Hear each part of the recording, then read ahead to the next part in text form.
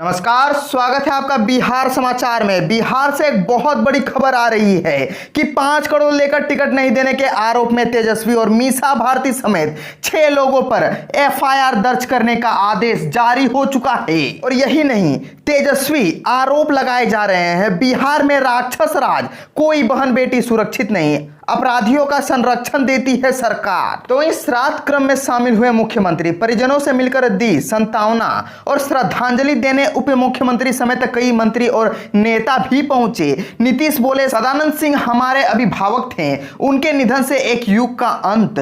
तो आज की तमाम बड़ी खबरों पे बात करने से पहले आपसे छोटी सी विनम्र निवेदन है कि वीडियो को प्यारा सा एक लाइक जरूर करें, क्योंकि आपका एक लाइक करना ही हमारे मेहनत का फल होता है। तो शुरुआत करते हैं आज की पहली और बड़ी न्यूज से।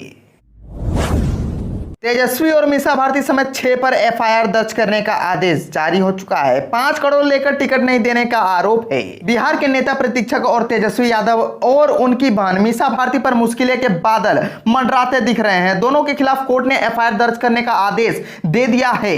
बिहार कांग्रेस के प्रदेश अध्यक्ष मदन मोहन झा, कांग्रेस के प्रदेश प्रवक्ता राजेश राठौड़ और कांग्रेस के दिग्गज नेता रहे सदानंद सिंह के बेटे शुभानंद मुकेश के खिलाफ भी केस दर्ज कराने का आदेश दिया गया है। इन सभी पर रुपए लेकर लोकसभा चुनाव का टिकट नहीं देने का आरोप है। पटना के मुख्य न्यायिक दंडाधिकारी विजय किशोर सिंह की अदालत ने राजधानी के कोतवाली थाने को 6 नेताओं के खिलाफ एफआईआर दर्ज करने को आदेश दिया है। दरअसल कांग्रेस नेता और अधिवक्ता संजीव कुमार सिंह ने पटना के सीजेएम की अदालत में 18 अगस्त को एक परिवाद दायर किया था। इस केस में उन्होंने खुद को बिहार कांग्रेस का प्रभारी पर्यवेक्षक बताया था। कांग्रेस नेता संजीव सिंह की तरफ से दायर किए गए इस परिवाद में बिहार विधानसभा में नेता प्रतीक्षक तेजस्वी यादव, राज्यसभा सदस्य मीसा भारती के अलावा बिहार कांग्रेस अध्यक्ष मदन मोहन झा, सदानंद सिंह, राजेश राठौड़ को भी आरोपित बनाया गया था। इन पर आरोप था कि इन लोगों ने भागलपुर से लोकसभा का टिकट देने के बदले में 15 जनवरी 2019 को 5 करोड़ रुपए लिए, लेकिन टिकट नहीं दिया था।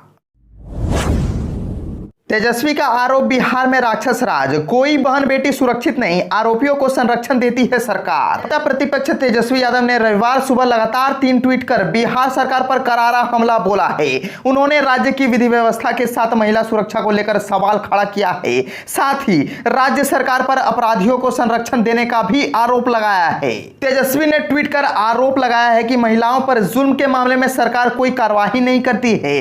अपराधियों में सरकार का कहीं कोई खौफ नहीं दिखता। पुलिस शराबबंदी के नाम पर अपनी लूट में मस्त और व्यस्त है। बिहार में कोई बहन बेटी सुरक्षित नहीं है। 16 वर्षीय एनडीए सरकार के डबल इंजनधारी ट्रबलकारी कुकृत्यों के कारण यहां राक्षस राज स्थापित हो चुका है। प्रतिदिन एक से एक बढ़कर रूह कपकपाने वाली जघन्य घटनाएं सुनने को मिलती है।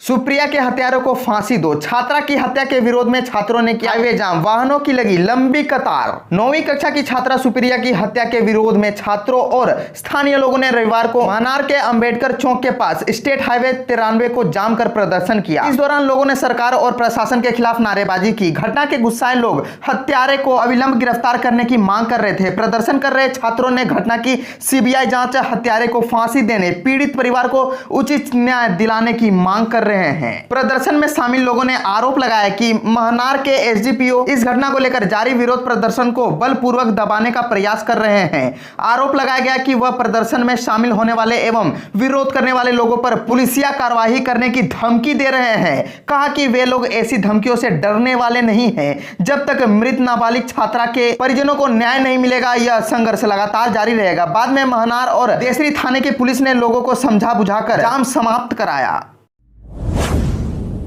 पंचायत सरकार की दौड़ में महिलाएं आगे, चुनाव के हर चरण में पुरुषों पर पड़ रही भारी। 2 चरणों में कुल 91,607 हुए नामांकन, इनमें पुरुषों से 4,915 महिलाएं ज्यादा। पंचायत चुनाव के 2 चरणों के लिए नामांकन प्रक्रिया खत्म हो गई है। तीसरे चरण में नामांकन जारी है। इन सभी चरणों में अब तक जो आंकड़े सामने आए हैं उसमें महिलाएं पुरुषों से आगे। हालांकि इसके पीछे महिलाओं को पंचायत चुनाव में मिला 50% आरक्षण की वजह है, लेकिन आरक्षण से परे महिलाओं में गाँव की सरकार बनाने को लेकर जबरदस्त उत्साह दिख रहा है। 2 सितंबर से 8 सितंबर तक 10 जिलों में 12 प्रखंडों की 159 पंचायतों में विभिन्न पदों के लिए पहले चरण के नामांकन दाखिल किए गए थे। इस दौरान 15,328 नामांकन हुए। इसमें 7,235 पुरुष और 8,093 महिलाएं उम्मीदवारों ने नामांकन किया। पहले चरण में पुरुषों की तुलना में 858 महिलाओं ने ज्यादा नामांकन किया। और राज्य में दूसरे चरण के पंचायत चुनाव को लेकर 34 जिलों में 58 प्रखंड में नामांकन पत्र दाखिल करने की प्रक्रिया 13 सितंबर को खत्म हो गई। इस चरण में 76,279 नामांकन पत्र दाखिल हुए। इसमें 36,111 पुरुषों ने और 40,168 महिलाओं ने नामांकन पत्र दाखिल किए। दूसरे चरण की सीटों पर पुरुषों की तुलना में 4,057 महिलाओं ने ज्यादा नामांकन किया है।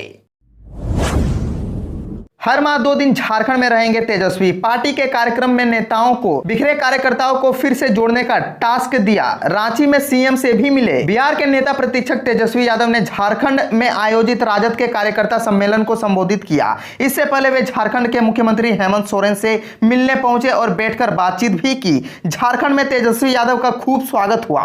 उन्होंने इस पर जोर दिया कि वे हर माह 2 दिन झारखंड के हर विधानसभा से गुजारने का काम करेंगे। संगठन में जो भाई बिखर गए हैं उन्हें समेटने जोड़ने का निर्देश पार्टी कार्यकर्ताओं नेताओं को उन्होंने दिया। कार्यकर्ता सम्मेलन को संबोधित करते हुए तेजस्वी यादव ने कहा कि जिस तरह से बिहार में पार्टी को मजबूत किया गया उसी तरह झारखंड में भी मजबूत करे। बूथ स्तर तक पार्टी को कैसे मजबूत करे इस पर बैठक में फैसला लिया गया है। जैसे बिहार में राजद को देखते आए हैं उसी तरह से झारखंड की पार्टी का भी ख्याल रखेंगे। कहा कि झारखंड हमारे घर की तरह है। जब तक पुराना बिहार यानी झारखंड, उड़ीसा और बिहार विकसित नहीं होगा देश तरक्की नहीं कर सकता है।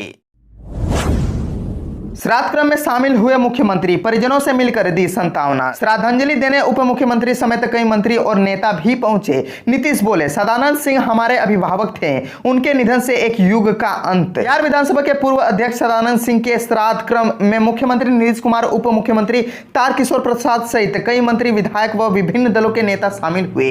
सबने उन्हें श्रद्धांजलि दी। मुख्यमंत्री ने सदानंद सिंह की धर्मपत्नी मीना देवी, पुत्र शुभानंद मुकेश, पुत्र वधू डॉक्टर ऋचा अंगित व परिजनों से मुलाकात कर उन्हें सांत्वना दी। उन्होंने कहा कि सदानंद सिंह हम लोगों के अभिभावक थे। उनके जाने से बिहार की राजनीति में एक युग का अंत हो गया है।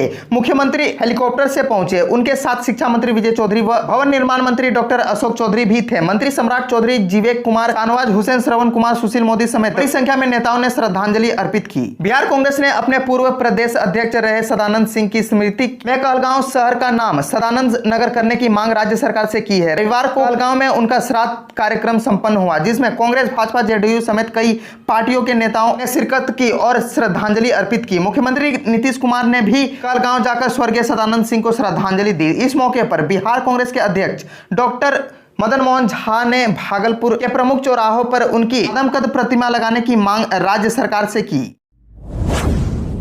रेलवे में नौकरी दिलाने के नाम पर फर्जीवाड़ा, ऑफर लेटर, ज्वाइनिंग और ट्रेनिंग की फर्जी, छात्रों से ठगे 2.4 करोड़। ग्रेट नोएडा का है ये mastermind. Offer letter, joining letter, training सब फर्जी। जालसाजों ने पटना, आगरा और हाथरस के छात्रों को झांसा देकर 2.44 करोड़ रुपए ठग लिए। गरीब छात्रों को जालसाजों ने रेलवे में नौकरी करने का फर्जी जॉब लेटर थमाया। यही नहीं, इन शहरों में 40 छात्रों का डॉक्टरों से मिली भगत से मेडिकल भी कराया। 3 माह तक देहरादून के संस्थान में इन्होंने रेलवे में जॉब की ट्रेनिंग भी कराई। 3 माह तक उन्हें वेतन भी दिया, पर आखिरकार पकड़े गए। दिल्ली की आर्थिक अपराध इकाई ने नौकरी देने के नाम पर फर्जीवाड़े करने वाले गिरोह के मास्टरमाइंड रागिब फिरोज को ग्रेटर नोएडा से गिरफ्तार कर लिया। रागिब सूरजपुर ग्रेटर नोएडा का ही रहने वाला है। रागिब ने साइकोलॉजी में पीजी के साथ मॉस्को की डिप्लोमा कोर्स किया है। इससे पहले दिल्ली पुलिस ने इस गिरोह के ब्रज किशोर और सचिन कुमार को गिरफ्तार किया था। इन्हीं दोनों से मिली सुराग के बाद पुलिस ने जाल बिछाकर रागिब को गिरफ्तार किया। ये ठग संगठित तरीके से गैंग चला रहे थे और झांसे में आए युवाओं को देहरादून में फर्जी ट्रेनिंग भी करवाते थे।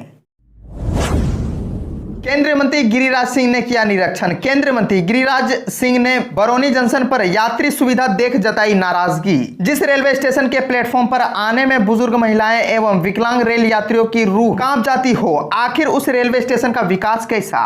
ये बातें रविवार की शाम बरौनी रेलवे स्टेशन पहुंचे केंद्रीय मंत्री गिरिराज सिंह ने मौके पर मौजूद रेलवे के इंजीनियर व मौके पर मौजूद अन्य रेल अधिकारियों से बरौनी जंक्शन की दुर्गति ओवर ब्रिज से बुजुर्गों, महिलाओं व विकलांगों के लिए रैंप का अभाव व अन्य सुविधाओं की कमी पर ऐतराज जाहिर करते हुए कहा कि सर्कुलेटिंग एरिया से प्लेटफॉर्म तक फुटवेयर ब्रिज से आने में जब उनकी सांसें फूल जाती तो प्रतिदिन सैकड़ों बुजुर्ग महिलाएं व विकलांग रेल यात्रियों को अपने ट्रेन तक पहुंचने के लिए कितनी परेशानियां झेलनी पड़ती होगी। हालांकि इस दौरान मौके पर मौजूद इंजीनियर ने मंत्री को दलील देते हुए कहा कि स्टेशन के पूर्व की ओर उन लोगों के लिए प्लेटफॉर्म तक पहुंचने का व्यवस्था उपलब्ध है। लेकिन फिर इस पर ऐतराज करते हुए मंत्री ने कहा कि सवाल गिरिराज सिंह की असुविधा की नहीं है, बल्कि रेल से जुड़े यात्रियों की सुविधा का सवाल है। इसीलिए अविलंब पश्चिमी की ओर रैंप की व्यवस्था की जानी चाहिए।